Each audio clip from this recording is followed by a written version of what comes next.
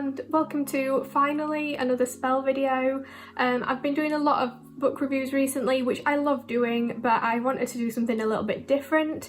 So I'm going to share with you today a spell that I curated that will help to protect you against hexes, curses and jinxes.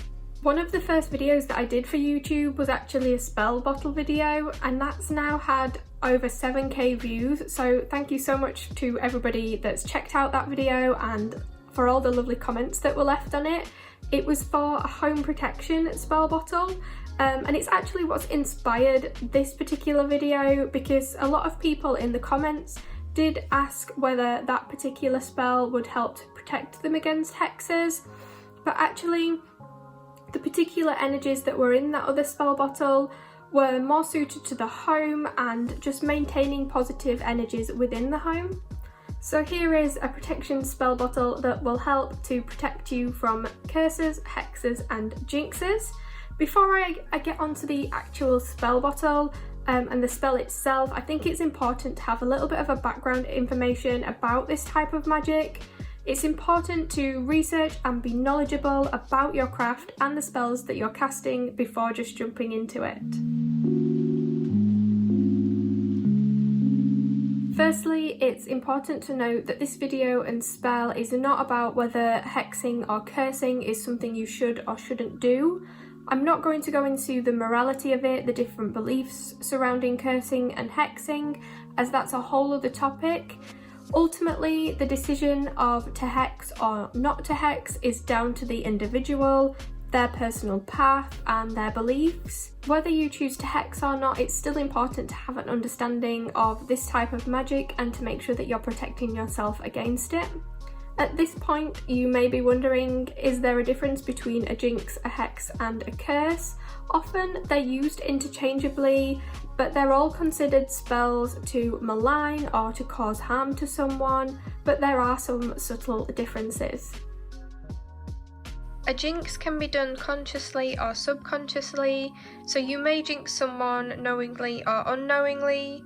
You can jinx someone with your thoughts accidentally, so in that sense it does have some similarities to the Italian malocchio. I am thinking about doing a video on the malocchio, also known as the evil eye, so let me know in the comments if you would be interested in that. Otherwise, a jinx is seen as benign and causes little harm, and usually it doesn't last very long. Hexes are always done with intention and are a type of spell usually requiring tools or ingredients. They are cast to cause inconvenience or harm to a person, and hexes usually have a time limit, but they do last longer than a jinx and are more harmful. Again, a curse is cast with intention and requires a spell and tools and ingredients. They're mainly used to cause harm to one person or a bloodline. In that sense, they can be short or they can span years.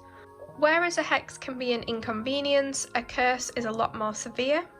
Like I mentioned, this kind of magic is cast on an individual to cause harm. In her book Italian Folk Magic, Mary Grace Fahrun states that symptoms are moderate to severe and can be quite frightening. So for example, it could be a migraine, nausea, vomiting, extreme anxiety, accidents resulting in broken bones, burns or any other physical injury. And it does also include non-physical issues such as unexplained financial or relationship problems. She also goes on to say that this type of spell is tenacious because it is fueled by hate, jealousy and depravity, and it feeds on the fear of the target.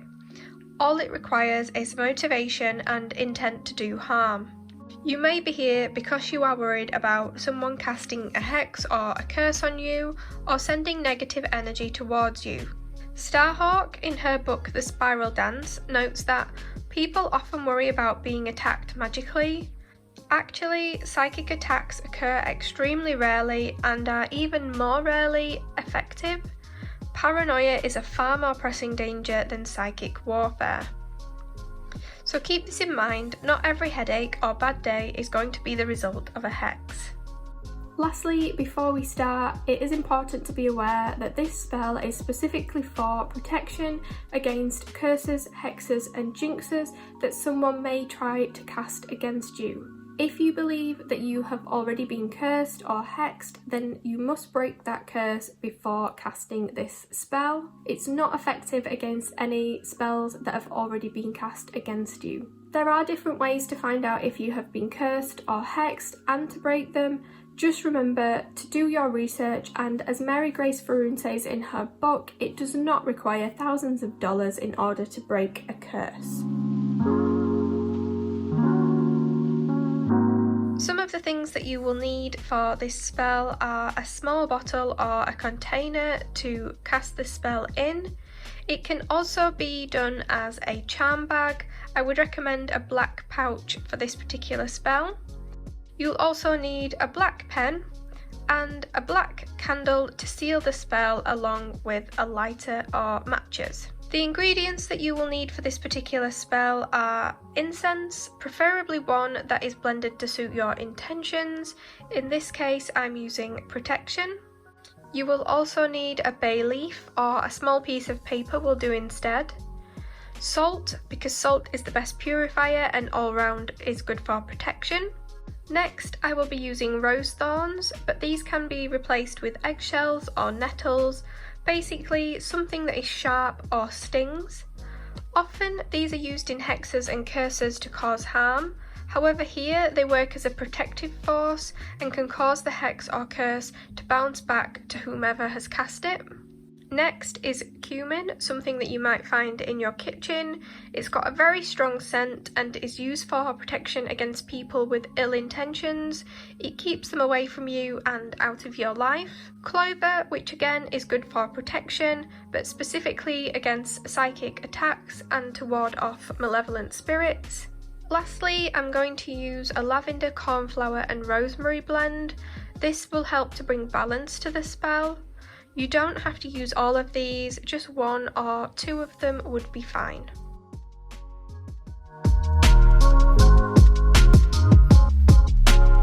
The most advantageous time to do this spell is during the waning moon phase, so just after the full moon but before the new moon. Before starting, it's always important to carry out any pre-rituals that you need to do. It's a good idea to make sure that you're centered and you're grounded before doing any spell work. Also, make sure to cast a circle of protection if that's part of your practice. I recommend performing this spell in a space where you feel safe. It could be your sacred space, at your altar, or just somewhere where you won't be disturbed. Firstly, you need to light your incense and use the smoke to cleanse the space and add the energies to the bottle. You may wish to coat the salt in the ashes of the incense to further infuse those energies into the spell. Then you can add the salt to the bottom of the bottle.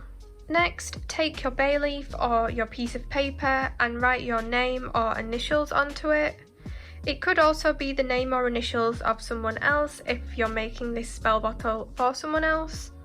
Hold the bay leaf or piece of paper in your hands as you instill it with your intentions. If the spell is for someone else, picture them in your mind as you think about the protection that you want to surround them with. Next, you want to add your choice of rose thorns, eggshells or nettles. As you add them, visualize a sharp protective barrier around yourself as any negative energies are caught and trapped in the thorns or rebounded back to the sender. As you add the cumin, you may want to visualize a specific person or people that you believe may be trying to hex or curse you. Do not wish any ill intentions towards them, that is not what this spell is about. Simply picture them in your mind and vow to keep them out of your life. Next, add the clover. As you add it, visualize a bright light surrounding you, protecting you from malevolent spirits. This bright light is also your protective barrier and wards off the psychic and magical attacks. Lastly, you want to add some positivity to balance the spell. Add either lavender, cornflower or rosemary to the jar. It could be 1, 2 or all 3 of those herbs. I have these already blended together as they are my staple for positivity and protection. At this point, you can also add gratitude and thanks to the blend. Once you are happy with your spell bottle, take your black candle and let the wax seal your spell bottle.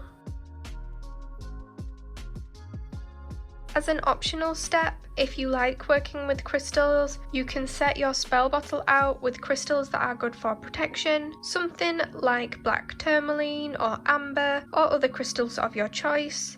I would leave it on a windowsill under the moon overnight to charge your spell bottle with the energies from the crystals.